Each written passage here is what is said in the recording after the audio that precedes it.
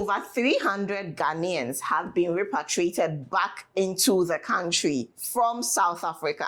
Yes, we said it and we've done it. The Minister of Foreign Affairs, Mr. Honorable Okujeto Ablakwa, yesterday received 300 Ghanaians who were in South Africa back into the country. If you saw videos and pictures of them, you could see how emotional they were. Some were just reliving the torture they've been through over the past weeks.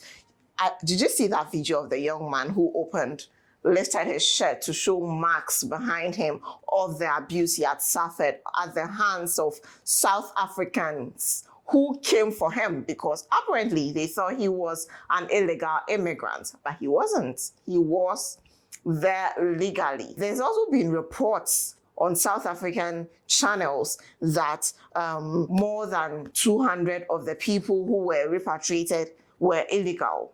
The Foreign Affairs Minister has debunked those claims and said the delay wasn't because the people weren't Ghanaians or were there illegally. The delay was because we wanted to bring back our people, not all other countries. We are repatriating back our people, the Ghanaian people first. Yes.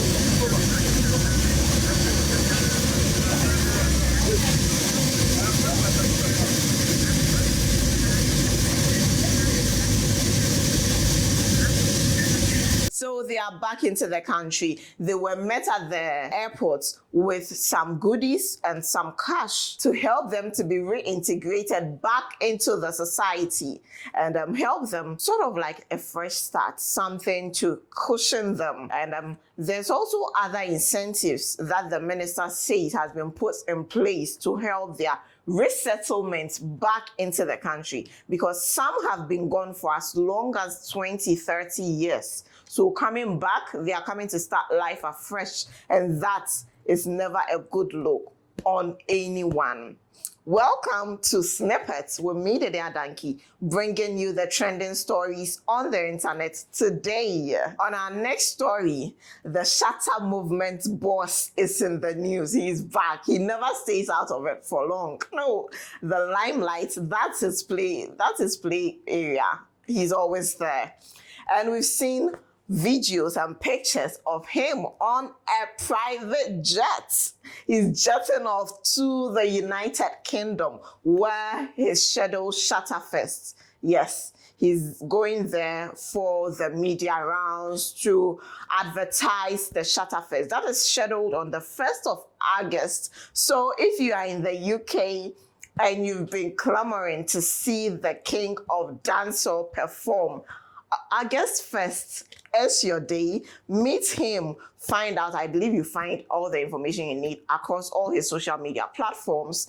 Get a ticket and meet him there and enjoy some good old Ghanaian tunes. Moving on to our next story, Wager. Yes, we have more news on flood. Unfortunately, the Wager Dam, the Ghana Water Company, they've opened 5 ways of the Wager Dam to let out some water because it's going to overflow its banks, and it could lead to more casualty and more loss of properties if they don't open the gates for some of the water to be let out. This is unfortunate because people's homes, in the news this morning on social media, if you are using that route, you could see streets, houses, cars flooded, some as far up as there, because they've opened it, the water needs to be let out, and people who have built close to the dam are suffering in the West.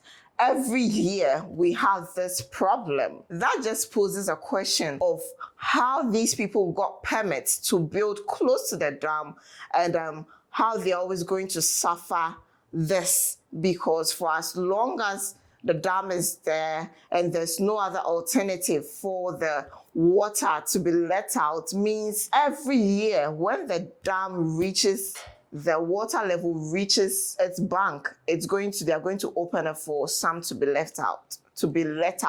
It's unfortunate, but that's what's happening. And we hope the relevant authorities will take they'll take action. This time, an action that's not just temporary, but something for the future. If it's to relocate everyone close to the dam so that we avoid any casualty. We don't want to come and stand here one day to report casualties due to the dam being let open. No, we don't want that. So that's what's happening in Weija. Flood, this time not related to the rain.